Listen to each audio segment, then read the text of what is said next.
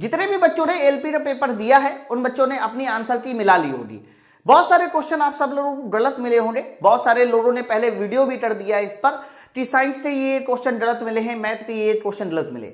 मैं आपको बता दूं मेरा वीडियो सबसे लास्ट में आ रहा है, और इसलिए सबसे लास्ट में आ रहा है क्योंकि मैं वीडियो के साथ साथ आपको प्रूफ भी देने वाला हूं।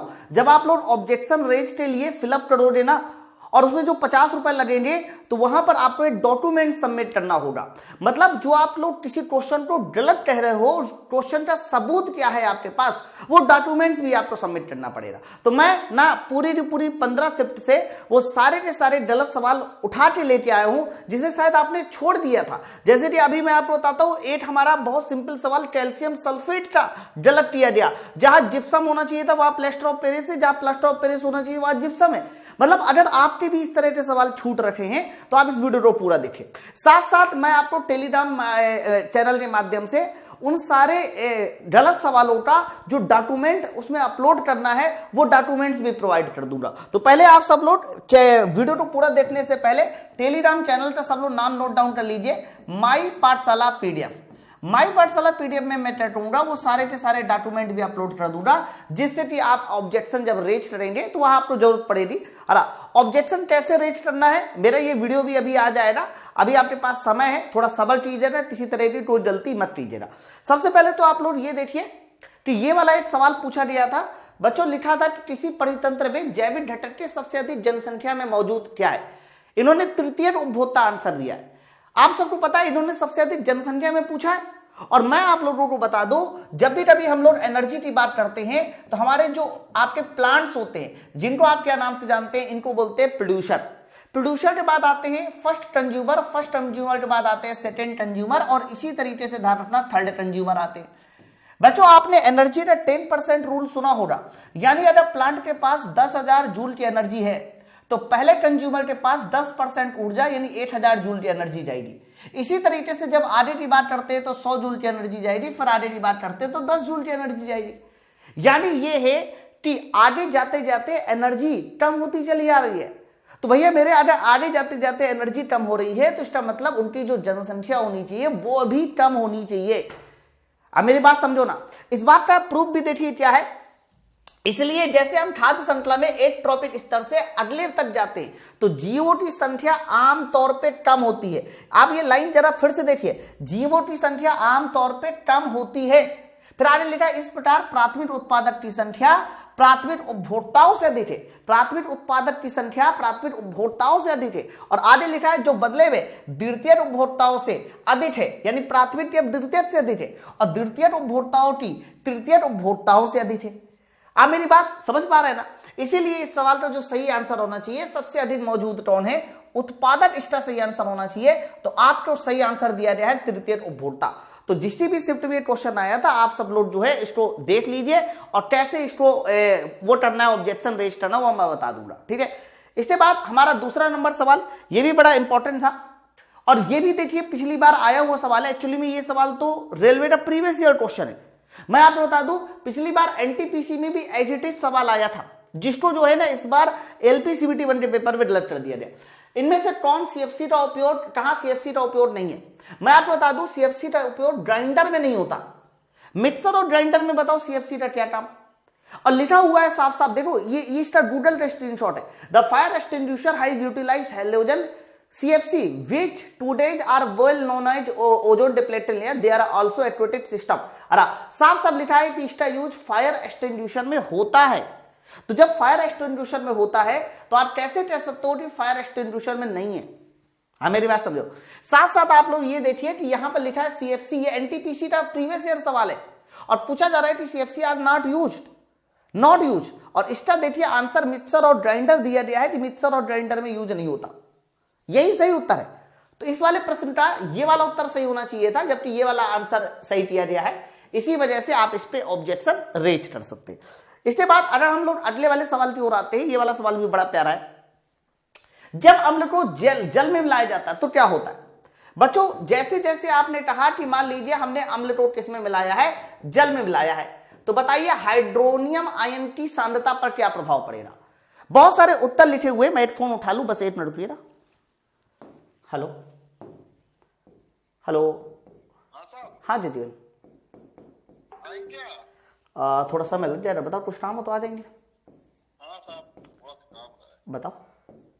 अरे फाइल में दस्तखत कराएगा, अभी कह रहे हैं आज भेजो। ओके, तो मैं आ रहा हूँ थोड़ी देर में, ठीक है, 10 मिनट में। हेलो, ठीक है, मैं 10 मिनट में। क्या टाइम? ओके, तो बच्चों ये वाला सवाल भी आप देखिए, लिखा हुआ है कि जब अम्ल को जल में मिलाते हैं, तो याद रखना, जब हम लोग अम्ल को जल में मिलाते हैं तो होता क्या है, अम्ल से मिलता है हमें हाइड्रोजन आयन, और जल मतलब H2O। जब ये दोनों आपस में रिएक्शन कर लेते हैं तो बताइए क्या बना देते हैं, हाइड्रोनियम आयन H3O+ बना देते हैं। अरे बना देते हैं, बोलो, तो हाइड्रोनियम आयन बन गया ना। अब सवाल ये है कि जब अम्ल और जल मिलेंगे तो हाइड्रोनियम आयन की संख्या क्या हो जाएगी, बढ़ जाएगी। जबकि इन्होंने लिखा हुआ है कि प्रति इकाई आयतन में हाइड्रोनियम आयन की सांद्रता में, है ना, अरे सॉरी माफ करना, यहां पर बढ़ेगी थोड़ी ना। जब आप लोग जल मिलाओगे तो क्या होगा कि जल मिलाने का मतलब होता है कि हाइड्रोजन आयन की संख्या घटेगी। उल्टा हो गया भाई। देखो, आप इस बात को ऐसे समझो ध्यान से, जो मैं बता रहा हूं। आपने अम्ल में क्या मिलाया, पानी मिलाया। अम्ल में क्या होता है, H आयन। तुम जब पानी मिला दोगे तो वो जो हमारा H आयन है वो हमारा कम होता चला जाएगा, पीएच वैल्यू उसकी बढ़ती चली जाएगी। आप ऐसे समझो, अम्ल में जब पानी मिलाते हैं तो पीएच वैल्यू क्या होगी, बढ़ेगी, और पीएच वैल्यू बढ़ेगी तो हाइड्रोजन आयन कम हो गए। हाइड्रोजन आयन कम हो गए तो यहां पर जो हमारे हाइड्रोनियम आयन बनेंगे वो हाइड्रोजन आयन की संख्या भी क्या होगी, कम होगी।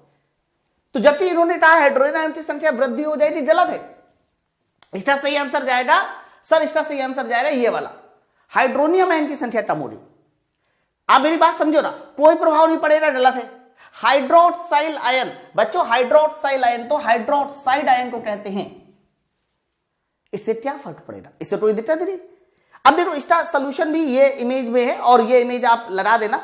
लिखा हुआ है साफ साफ, किसी अम्ल को पतला करने पर हाइड्रोनियम आयन की सांद्रता कम होती है। क्यों कम होती है, क्योंकि जब अम्ल को पतला करते हैं तो पीएच वैल्यू बढ़ जाती है, और पीएच वैल्यू बढ़ जाती है तो हमारे H आयन की संख्या कम हो रही है, और H आयन कम हुए तो हाइड्रोनियम आयन कम हो जाएंगे। क्योंकि पानी में डालने पर अम्ल के H आयन और पानी के हाइड्रोक्साइल आयन के पानी का अणु बनाते हैं, और हाइड्रोनियम आयन की सांद्रता क्या हो जाएगी, कम हो जाएगी।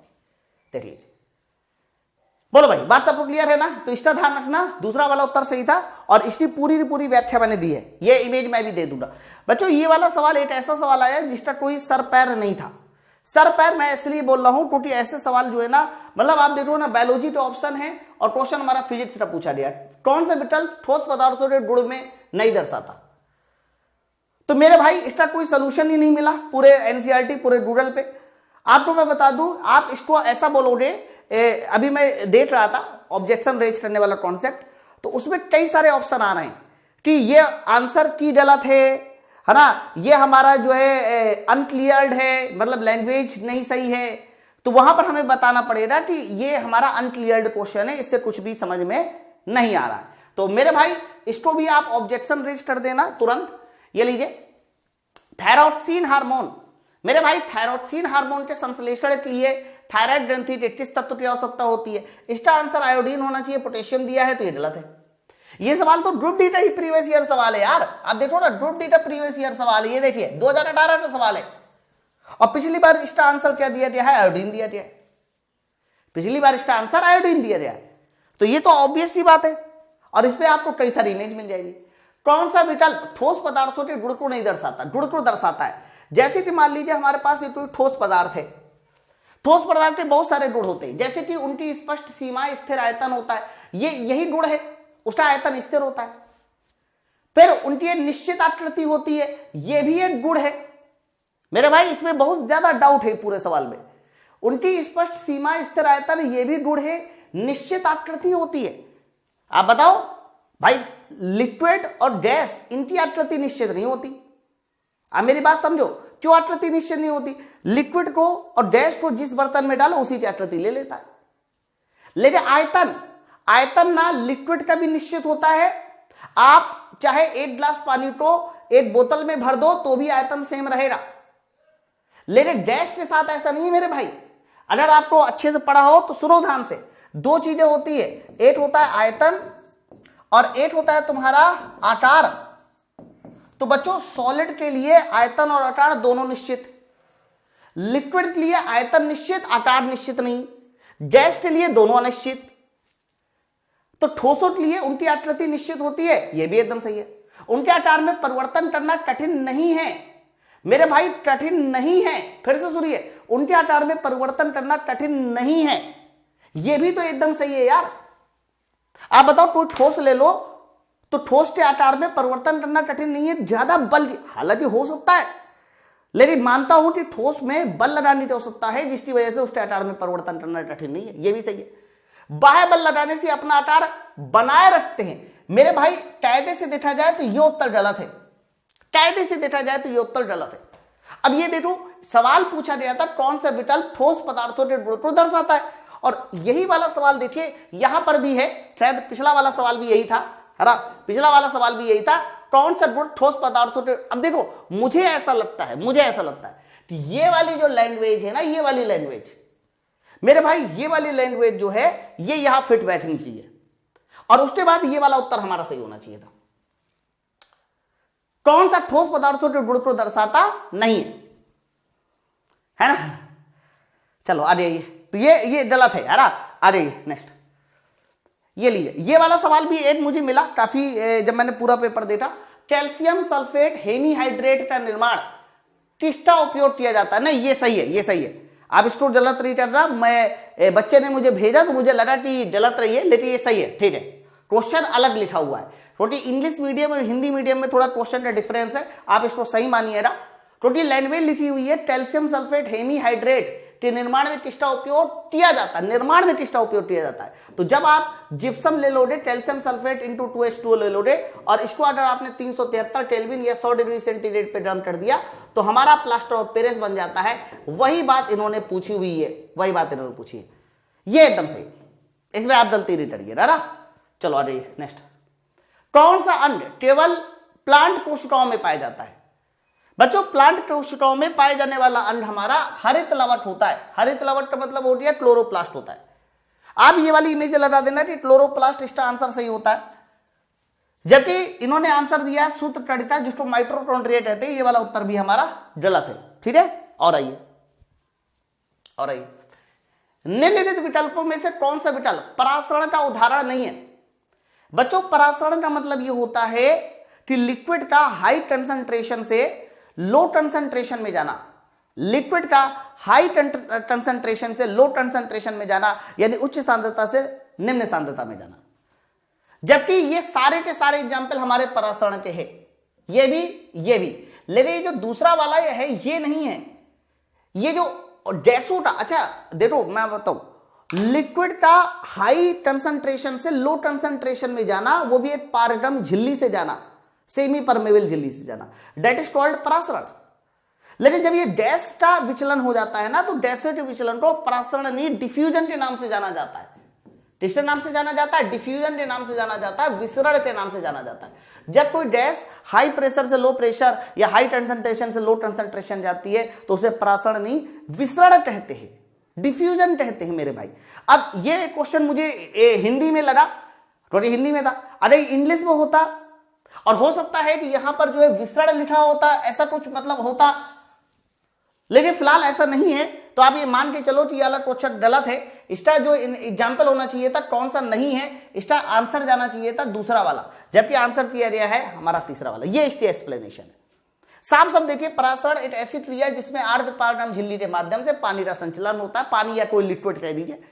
कोशिका के अंदर और बाहर O2 और CO2 का संचालन परासरण का उदाहरण नहीं है, यह गैसों का संचलन है जो हमारा विसरण का उदाहरण होता है, ना कि परासरण का। तो ये जो लैंग्वेज है ना, ये स्क्रीनशॉट आपको लगाने पड़े ना, उसमें ध्यान रखना, ये सारे स्क्रीनशॉट, बिना इस स्क्रीनशॉट के काम नहीं चलेगा ना टेस्ट। ये लीजिए, ये वाला क्वेश्चन भी गलत है। किसी जीव का प्रत्येक विशेषक निम्नलिखित से किससे प्रभावित होता है? बच्चा, इसका जो सही आंसर जाना चाहिए कि जो भी जीव होते हैं उनके जो भी लक्षण है वो माता और पिता से बराबर बराबर प्रभावित होते हैं, 50% और 50%, 50% और 50%। जबकि यहां आंसर दिया गया है मात्रक डीएनए, मतलब डीएनए की तुलना में पैतृक डीएनए से अधिक होता है। ये उत्तर गलत है, इसका सही आंसर हमारा ऑप्शन नंबर 4 होना चाहिए था। तो लगभग मुझे इतने क्वेश्चन अभी तक गलत समझ में आए, और आप सब लोग भी अगर कोई गलत है तो मुझे बता दीजिएगा, मैं उसको अपनी क्लास में डाल दूंगा फिलहाल तो। और ये वो क्वेश्चन है जिसमें आप ऑब्जेक्शन रेज कीजिए, आपको 101% नंबर मिलेंगे। लेकिन ऑब्जेक्शन रेज ऐसे नहीं हो रहा है, मैंने पूरा प्रोसीजर देखा, मैं आपको वीडियो बना दूंगा। हर एक क्वेश्चन में ध्यान रखना आप लोगों को कम से कम 8 और मैक्सिमम ज्यादा 3 इमेज या किसी तरह का डॉक्यूमेंट सबमिट करना पड़ेगा। ओके, तो वो डॉक्यूमेंट्स के लिए मैं ये सारे डॉक्यूमेंट जो है ना माई पाठशाला PDF पे डाल दूंगा अच्छे से, तो आप वहां से जो है निकाल के अपलोड कर दीजिएगा। ठीक है, तो फिलहाल आप सब लोगों को क्लियर हो गया होगा। बाकी आज शाम 6 बजे हम दोबारा से मिलेंगे। हमने 25-26 का पूरा सोल्यूशन देख लिया, 27-28-29 का सोल्यूशन देखना बाकी है। चलो भाई, मिलते हैं नेक्स्ट वीडियो में। Thank you very much.